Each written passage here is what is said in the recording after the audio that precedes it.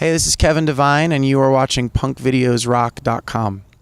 Hey guys, Robert Herrera here with Punkvideosrock.com. We're hanging out at The Wire, and I'm hanging out with Kevin Devine. Hi. How's it going? I don't know why I waved at you from so close. Hi. I was ready for a high five. I know. That was strange. Hi. Good. Things are good. Yeah. We were just talking before the interview started. It was like a pre-interview, just a conversation. Exactly. This tour is kind of like a 7-week U.S. tour that's broken out into 3 different legs, it feels like, and this is the end of the first one, which is we did 2 weeks with myself and the goddamn band, and the features opening, and we came here through, like, started in Pittsburgh and worked our way west, went through the mountains, went through the northwest, and kind of came down. So, and then we're at the Wire, Upland. It looks cool in there. It looks like a little gallery slash rock club. It's your first time here. It is. So you'll definitely love it. Yeah, I can see that. It already feels good. It feels like nice, little intimate. Yeah, and people seem cool. The kids from the band that are playing seem nice. Your band, the goddamn band, was that anger? It was more like tongue in cheek, and I was 23 when I started doing that, and it was kind of like for lack of a better name, and then over the course of 8 years it just kind of stuck, and now I kind of wish that there was a better name, but it also was a way to have it kind of be this catch-all thing for, it's been kind of a rotating cast.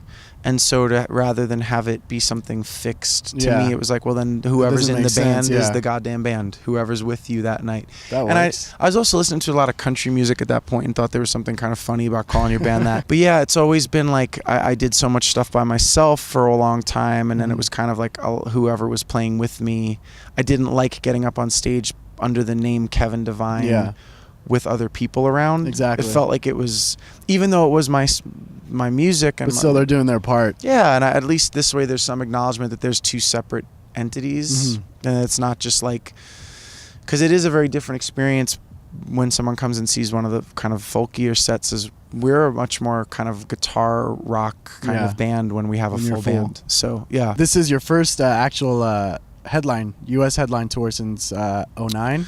Yeah, full U.S. It's only the second full U.S. headlining tour I've ever done. Okay. And it's the first one since 2009 when Brothers Blood came out. Exactly. We've done a bunch of like we've done regional headline stuff here and there, and a lot more so in the Northeast and stuff, which stands to reason because it's where I'm from. But yeah, this is still getting this far out west for us as a headlining band is still a relatively new experience. So, which is kind of weird because I'm like 60 years old. Yeah, but it's just I didn't tour a ton when I was in my early and mid 20s. I was working and I was finishing my degree. You were focusing more on the behind the scenes of it. Yeah, and kind of just like living a life at home. I didn't know for sure if I even could do this. Yeah. I was working a job. I was doing freelance journalism. I'd graduated from school. That was the thing. My understanding was you graduated for journalism. Yeah. So it's like you weren't even thinking of music. Well, I was doing music, but I wasn't thinking of it. I don't know how to explain it. I was always doing it, but I wasn't in a place where, like a lot of bands I've met or I'm friends with, either they just made the jump when they were like 18 to be like, this is what I'm doing, or certain opportunities presented themselves to allow them to make that jump. I didn't make that. I was doing it and playing in the club circuit in New York and kind of going to Boston and DC and slowly getting outside. But most of the stuff I was doing, I was in my high school and college years, was in like Staten Island, Manhattan. Long Island was like a road trip. Really? If we played in Long Island, it was like, because you had to go an tour. hour in the car. Yeah, exactly. So I didn't really think about touring much until, because it was important to me to go to school. Yeah. I don't know. That's good. You never know when you need to fall back on it. So. Yeah, and sometimes I think about whether or not, some days I feel like I want to do this for the rest of my life, and other days I feel like there are specific aspects of this that I definitely don't know if I want to do for the rest of my life. So, but I do know I'm not near that choice now, and if I was going to go back and make that kind of decision, I'd have to explain to a prospective employer why there's like a 10-year experience gap on their resume, and right now it doesn't seem like is the right time to go looking for a job. But at least you're not wasting time. You're doing something. Right, but I don't know if everybody's always, so what did you do for 10 years? Oh, I played in an indie rock band. They're like, what? Just show them all your maps and all your tickets. Your it's proof. Flights, everything. Yeah, I did cool stuff, man. Hire me. But yeah, no. So I it's still. This is like only the second time I've played, like, I guess this is considered kind of inland, right, from LA. I think it's been a while since we did Pomona with Thrice last summer, but this is our first headlining show here in an really long time. So crazy. Yeah, that's crazy. It's cool. And this tour, you just dropped your 6th album. Yeah, first time for the full record with a full band. All the records have always had some other folks playing, but each record I feel like has gotten a little bit more. I really like writing songs and playing them like the one I played now, but I also really like building out the recordings into something that's a little bit denser and more involved. And this record, we got to a place with it where it was like, it's the first time I've ever had no song on a record that was just me and an acoustic guitar. Yeah. And so that's different. It's kind of incrementally moved towards that slowly. How are you liking it now with an actual set band? I love it. I think it sounds great, and I think we're going to try to incorporate more keys and stuff into the next round of touring. Kind of want to simplify it for this, but and I still have there's like 3 other people who played on the record and tour with me sometimes that aren't on this tour. Yeah. There's other people I've done. The last time I played at Chain Reaction in Anaheim in May, my friend Carrie Brandenburg sang with me, and she sang harmonies on 3 or 4 of the records. There's like 12 people in this band, depending on who's around and what show you're doing. Goddamn band. It's a pretty big goddamn band. That's right. See, it works. With it does anything. work. It works. Yeah. Get the goddamn band out here. Yeah, but yeah, I like doing solo shows too, because it's a very different experience. But I'm right now I'm really happy playing with the band. Okay, and as far as this record, do you have like a baby song on it?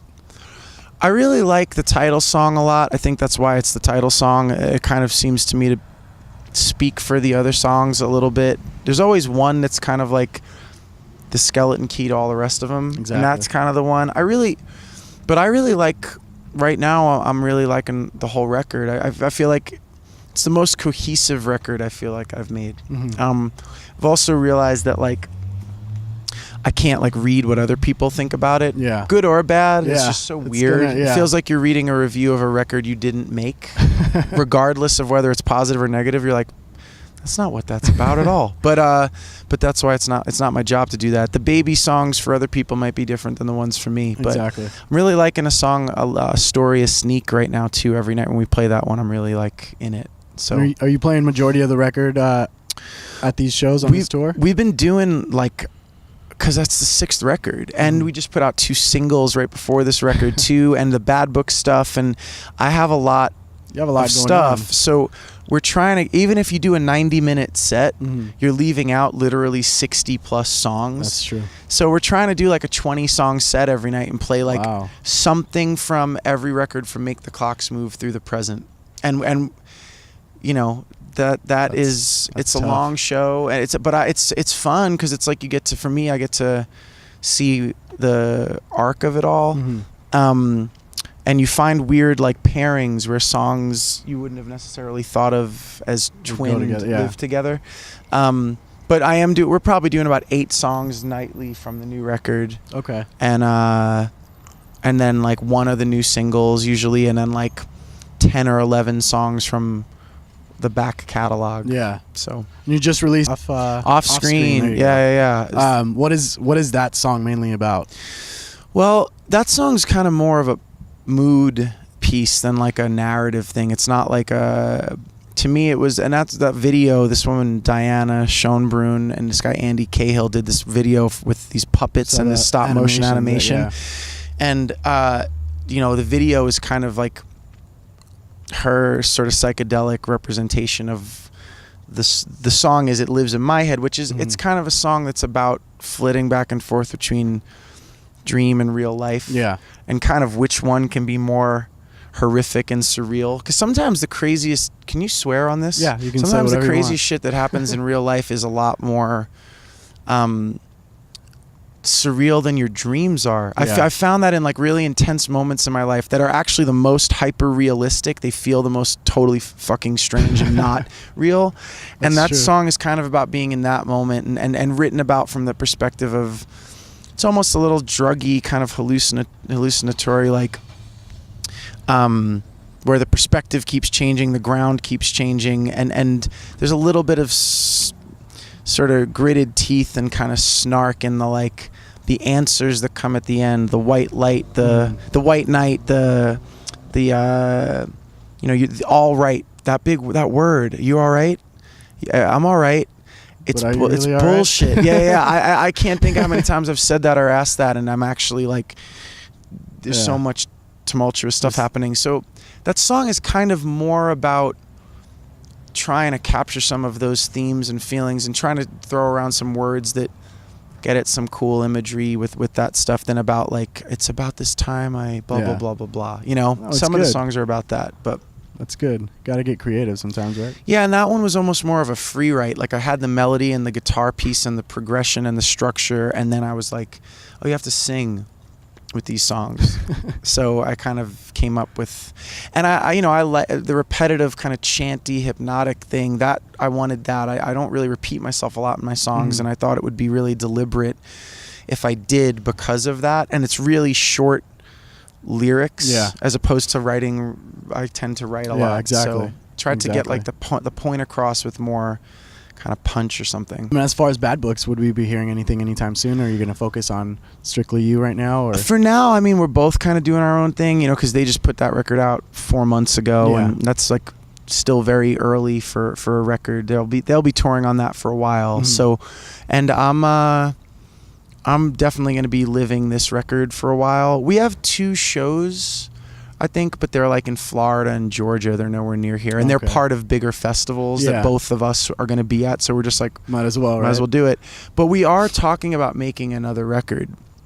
It's just probably not going to be anytime soon. Yeah, probably not till next year. But the conversation's happening, and we're in touch all the time. So it's not like, it's definitely something that's going to stick around. It's not just like, hey, we were bored once, and that's not. Yeah, the plan is to do more of it. Good. I mean, we'll see with what kind of frequency, and also it could have been something that was. I don't think this is true, but it could have been something that was a really nice thing once, and then you get in to do it again, and for whatever reason it's not. But that's not how I feel about it, and I don't. Those dudes I know want to do it too, and we love playing those Bad Book shows. We all really love that record too. I mean, I'd put that record up with anything any of us have done. I think that there's some really great stuff on it. So that's good. It's a good collaboration. Yeah, it feels like it. And it's something that came pretty natural. So you hope that you could do that again. I saw you were also with Soundwave.